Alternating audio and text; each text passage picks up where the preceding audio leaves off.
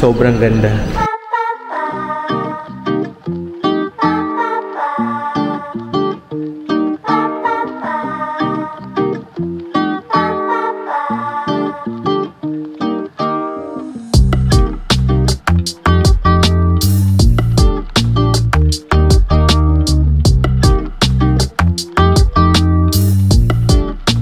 Hi guys, good morning. We are still here in Seoul, Korea, and welcome to our DDP or Dongdaemun Design Plaza vlog. Let's go. Sobrang accessible to guys from the MRT or the subway. Just have to go exit sa exit 1 sa Dongdaemun History and Culture Park Station. Oh, look at that oh. Look how massive this is.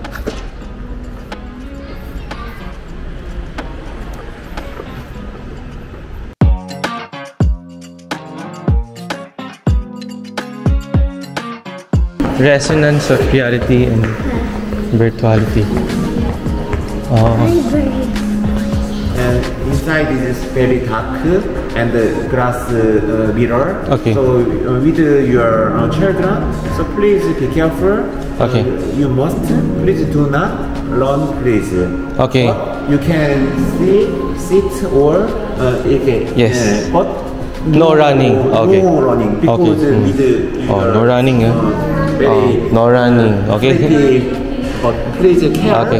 Please. Okay. You from Philippines. Yes. Yes. We go here. Okay. Thank you. And last entrance and exit is only here. Okay. Okay. Alright. Thank you. Have a nice. Thank you. Okay. Oh, you said yeah, no running. Oh. Oh. Wow.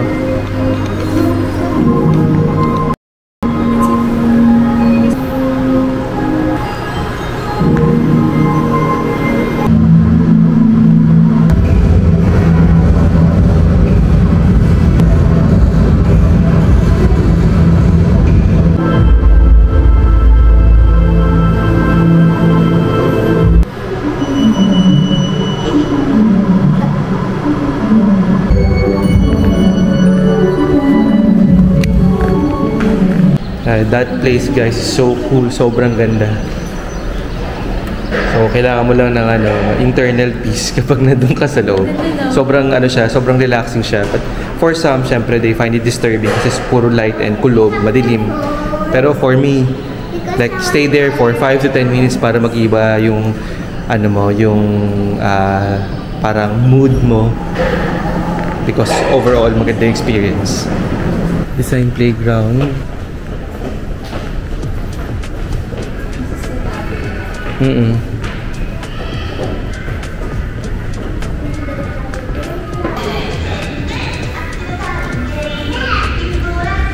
Korean, and that's Korean and that's English. 1, 2, 3, 4, 5, 6, 7, 8, 9. Okay. Tama na ito.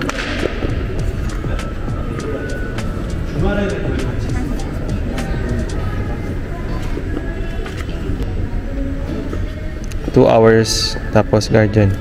You promise to not run. We need to do this until you promise. You're not ready, promise.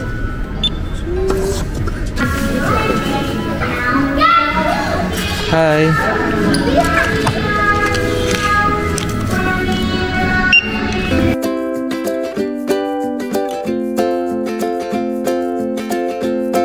So naglaro tayo guys for 2 hours dun sa may playground nila. Bawal lang kumuha lang ng video sa loob. Pero kung magadala kayo ng kids, allowed naman yung bata of course and guardian. And yung fee is about 20,000. So 15,000 for the kids and 5,000 for the guardian. So roughly nasa 800 pesos bawat set. Okay?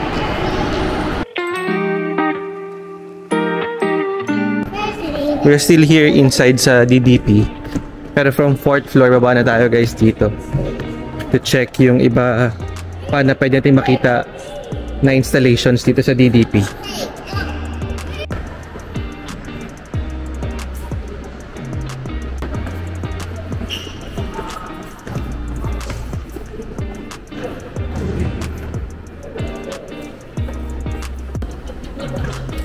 This way.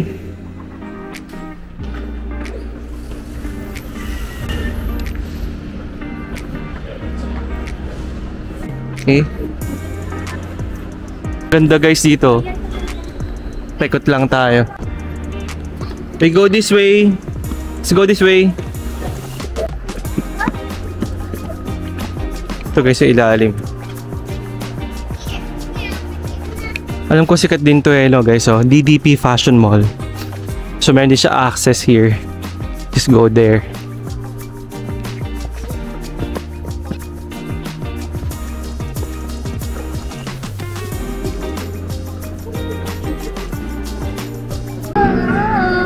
Swing! Oh, swing ka. Can you hold this? Kuya!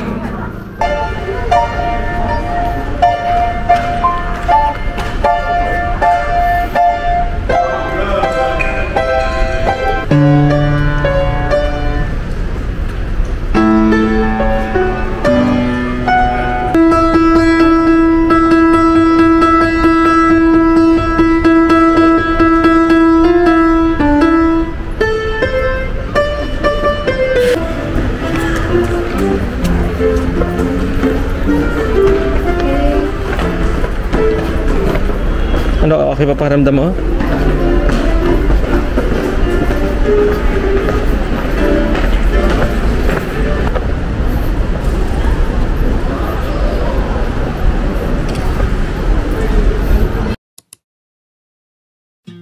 Hi guys! Time for lunch. So, nandito tayo ngayon sa BHC. Dito pa rin sa may Seoul, Korea. So, nag-order tayo ng chicken, of course, fries, tteokbokki, and look at this. Ito yung in-order natin. So, unang dumating guys yung fries natin. Yes! Look! And meron tayong tteokbokki. Woo! Okay. So, nag-order tayo na guys ng rice. Ito yung tsura ng rice nila here. Okay. Meron silang free radish as your appetizer. Of course, yung sauce natin. And we ordered some drinks. Okay. So ngayon ang inaantay na lang natin is yung mismong chicken na lang natin. Tignan natin yung fries nila guys. Medyo kakaiba yung fries nila. Para siyang KFC na mas manipis. Ganun siya. Yan, parang ganun niya. Sobrang luto. Ang crunchy. Tayo natin sa sauce.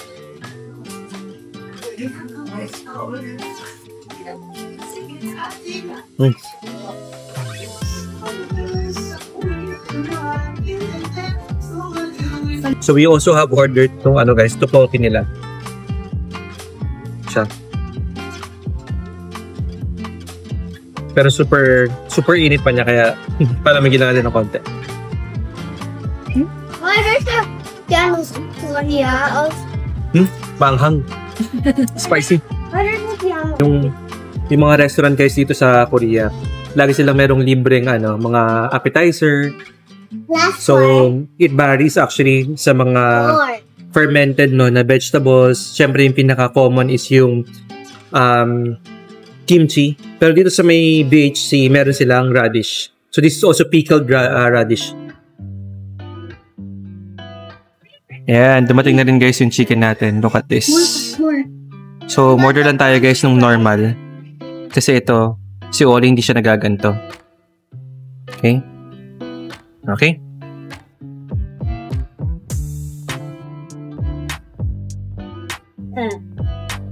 Daming powder. Oli ba? Oli. Pala.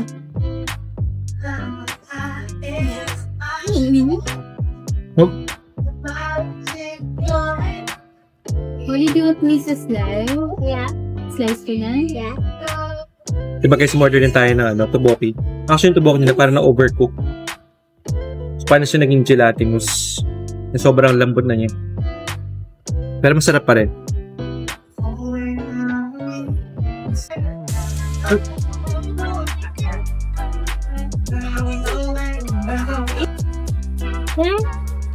Taste this. Taste the chicken. The chicken is so yummy.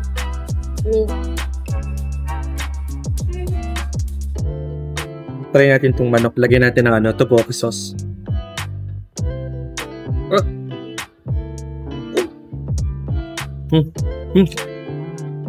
Sarap din siya. Sobrang perfect na pagkakaluto ng manok. Crunchy, juicy. Siyempre yung lasa ng mga sauce. Ay guys, ayan. So, almost patapos na tayong kumain. And, to be honest, lahat na in-order namin okay except yung tteokbokki. Yung tteokbokki kasi parang na-overcook nila. And overall, I would highly recommend this restaurant, no? Para kung gusto nyo lang matry talaga yung legit na Korean fried chicken. So, ito yung lugar na para sa inyo. Parang overall na nakain natin guys is 44,000. Tama na ko, 44 no? That's good for 4 na siya. So, inclusive na siya ng one whole chicken na half-half. Isang tteokbokki, isang rice, isang soda, isang juice, and then, ano nga pa yun, isang french fries. Ayan. So, may bayad guys yung takeaway. May bayad ng 1,000.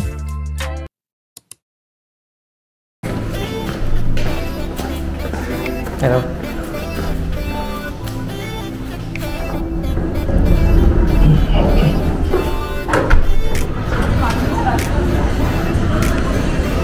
Ayan guys, so kagagaling lang natin sa hotel and pahinga lang tayo ng konti. So ngayon, ang next step naman natin, bibili tayo ng kape. So as you know guys, sa Korea, sobrang popular dito yung mga coffee or mga cafe. So tikman natin yung another coffee. Although ako natikman ko na siya, pero hindi ko siya na-vlog. Pero this time, since meron na tayong chance to vlog it, let's go for it. So we will try Edea coffee. So this is Nam Myeong-dong. Nakapag mega coffee na tayo kahapon. Look at this, 8 PM pero parang alas 4 o alas 5 lang sa atin. 80. So this is Edea coffee.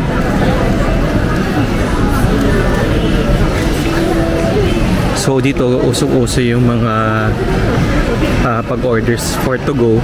Meron silang sarili nilang monitor. Touch and order. So si wifey gusto daw niya ng tea, tangerine, hibiscus, pomegranate, grapefruit, citron, piña colada, black herbal tea, zero sugar peach tea. So I think baka magugustuhan niya to. So hot. Kapag okay, additional 1,000. So ito, add lang tayo. Paid option, free option. Selection completed. And then tayo, gusto natin ng coffee, honey white americano. Ito, tikman na natin to. Signature latte, mint mojito latte, hindi pa. Check natin.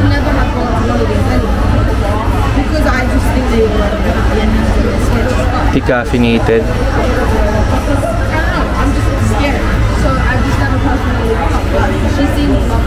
Oh, okay. So, let's try this decaffeinated na. Let's make it hot. Okay, hot. Large. Okay, large na lang siya. Selection completed. Okay. So, punta na tayo sa payment. Hot tangerine and hot. Okay, next. Please select any of QR or QR method.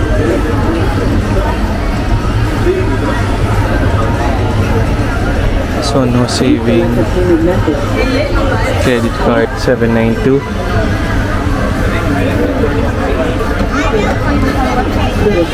Thank you for using it. Okay. So yun guys, nandito tayo ngayon sa may Edea Coffee. Yung mga coffee nila dito nag-range ng 2,000, yung pinaka-minimum nila, and yun yung iced americano.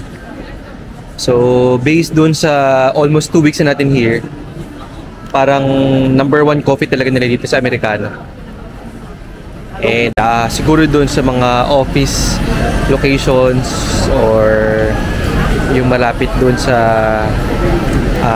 Central Business District nila or CBDs. Makikita mo guys, after lunch or during snacks, talagang meron sila lahat hawak na kape.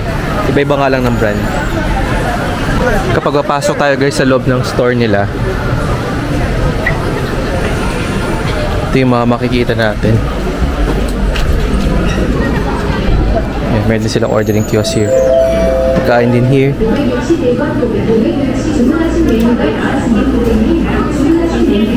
Parang sobrang sarap nito. Ang laki oh. 5,200 lang. Okay. Yan. Ito yung itsura ng store nila. So, lumabas na tayo guys kasi baka isipin nila wala pa yung order or umalis na tayo doon sa order natin. So, while waiting for the order natin na 792, check nyo muna kung ano yung itsura ng Myeongdong. Ngayong alas 8 ng gabi, sobrang liwanag pa din.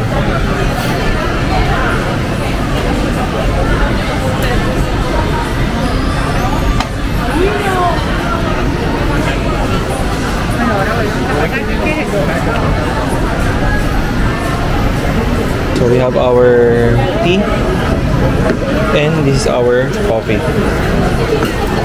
So guys, ano ko lang kayo, update ko lang kayo. We have been using multiple cards dito sa trip natin sa may Seoul, Korea.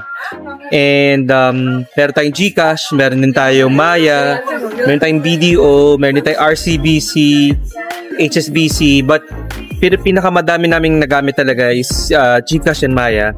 So based doon sa mga nare-receive namin no, na mga ito ko this one kasi 'di ba pag gumamit kayo ng Maya or GCash, automatic nakukuha ninyo agad kung magkano nabawas dun sa wallet ninyo. So technically para siyang wallet talaga na alam mo kung magkano yung binabayad mo, 'di ba? So similarly, kung paano nyo siya ginagamit sa Pilipinas, ganito din sa Korea. So pag nag-tap ka, automatic ma-receive mo kano yung balance mo. And based sa multiple namin na gamit ng Maya at saka GCash, ang pinakamura guys na gamitin na almost wala or zero na transaction fee is GCash. Ang laki na matitipid sa GCash versus sa Maya. This is not a paid or sponsored content, no? I'm just sharing to you kung ano ba yung ginamit namin dito na mas makakatipid kayo. So kung meron kayong GCash over Maya, I would highly recommend using your GCash over your Maya para makatipid kayo ng medyo malaki-laki din kasi nga marami namang yung paggagamitin ng pera nyo dito sa South Korea.